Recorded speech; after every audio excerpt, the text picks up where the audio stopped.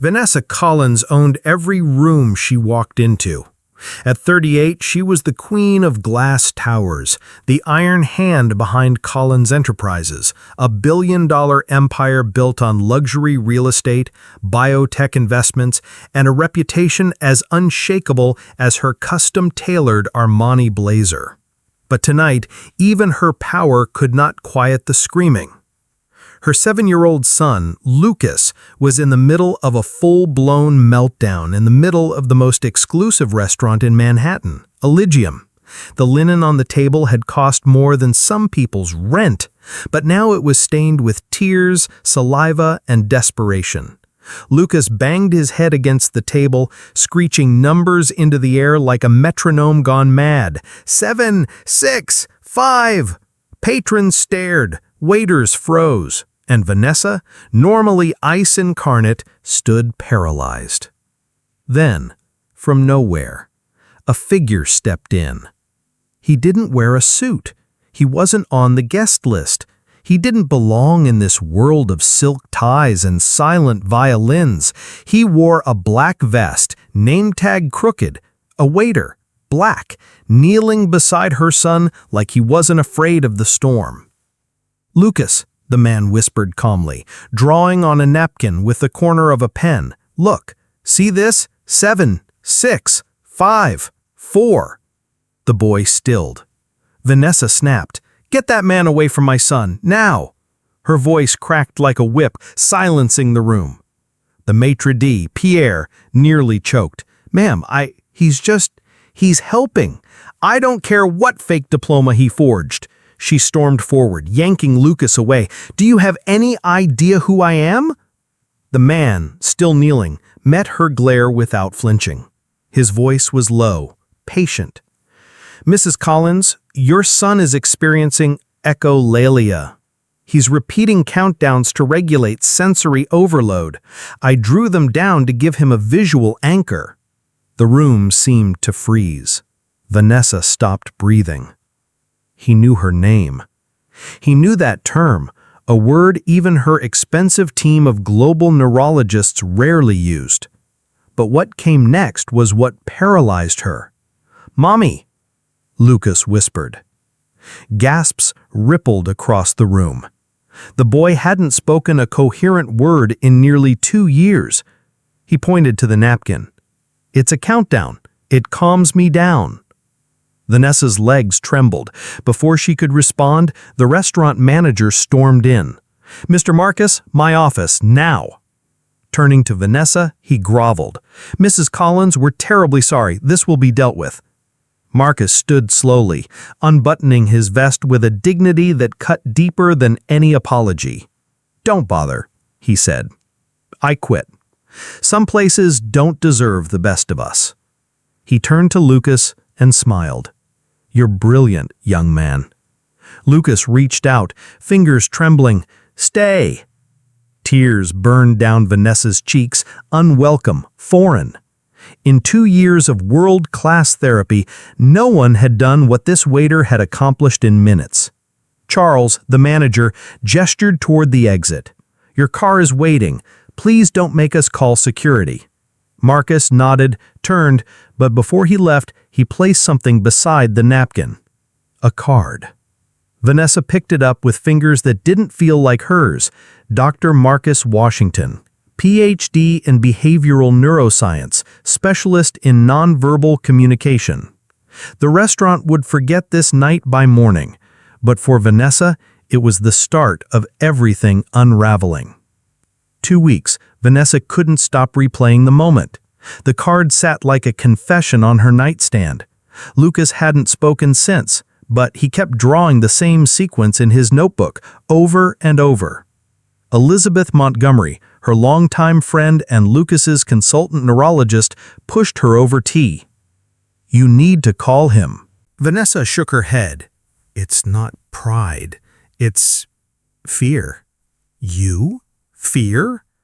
The woman who had outmaneuvered entire boards of men, sued pharmaceutical giants into submission, who once broke an investor's nose with words alone, was afraid. Of a waiter. No, of the truth he might hold. She opened her laptop and began to dig. Marcus Washington was no ordinary man.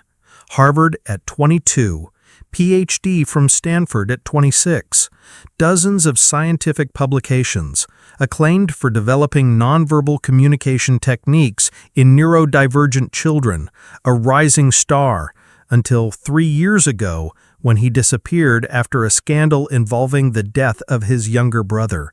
Jason Washington, 12, autistic, died under mysterious circumstances at an experimental treatment facility, the Horizon Clinic.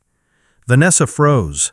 The same clinic Lucas had been attending monthly, the same clinic owned by Collins Enterprises. He hadn't found Lucas by accident. He was watching her. She stared at the ceiling, pulse pounding. Revenge, her mind whispered, and yet her heart screamed something else. She picked up her phone and called Pierre. Vanessa stood. "You'll have your contract tomorrow, but if this is revenge, if this is about your brother, I swear I'll ruin you." Marcus watched her leave, hand trembling as he turned off a recorder beneath the table. Checkmate was near. 3 months passed. Lucas was a different child.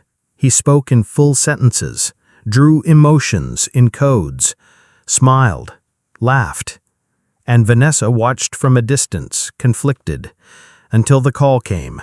Elizabeth again, her voice sharp. "We need to talk about Marcus and Horizon." When Elizabeth arrived at the Collins Tower, she looked shaken. "Do you know what happened to Jason Washington?" Vanessa swallowed. "He died at Horizon."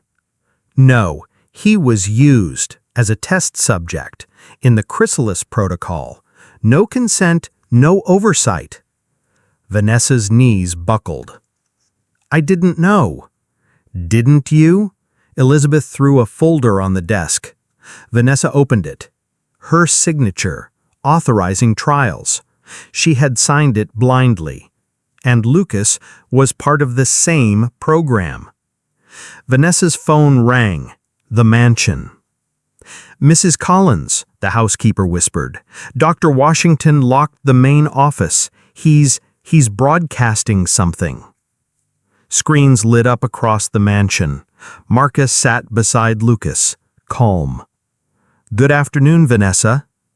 Her name cut through her like a blade. "This is the truth," he said, gesturing behind him. "Project Chrysalis, an experimental neural reprogramming trial disguised as treatment, promised miracles, caused irreversible damage." A photo of Jason appeared. "Lucas was a victim too, but I reversed it, and now we're sending this data to authorities." Vanessa arrived, security helpless. Inside her office, she found them both, Lucas standing in front of Marcus. "No, Mom, he saved me. He saved my brain." Marcus stood. "You have 2 options. Deny everything, fight me, I've already sent the files to every major outlet, or own up, fund reparations, reform Horizon, help me save the others." Elizabeth appeared beside him. "I'm with him." Lucas approached his mother. "Dr. Marcus says you didn't know everything." Vanessa collapsed into a chair. Her empire crumbled around her. "I was too late." "No," Marcus said gently. "It's never too late to do the right thing." He extended a hand, not as a foe, but as a partner. 3 years later, a new foundation rose, Chrysalis reborn. Vanessa Collins stood by the window, watching Lucas, now 10, teaching others his mathematical language of emotions. Behind her, Marcus approached with coffee. "No more blazers?" he teased. "No more lies," she replied, smiling softly. The woman who once controlled the world now led with purpose, not power. She had testified publicly, disassembled her empire, funded treatments for hundreds of children. She had chosen truth, chosen redemption. Jason's photo hung in the foundation's lobby, beneath it a plaque, so that no child will ever be silenced again. In the auditorium, families gathered. Vanessa took the stage, no script. I was rescued by a man society tried to make invisible, and a child who taught me to listen. Luca sat front row, smiling, hands tapping his rhythm.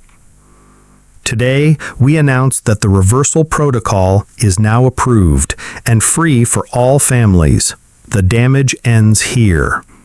Thunderous applause.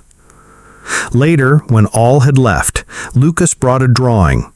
3 figures holding hands. Family, he said simply. Vanessa looked at Marcus. He nodded. Yes, she whispered, holding Lucas's hand and extending the other to Marcus. Family. And in that golden afternoon light, in a place born from truth, 3 people once broken by silence found healing in the most unexpected way. Because in the end, true wealth was never in buildings or bank accounts. It was in the courage to do what's right, especially when it's hard.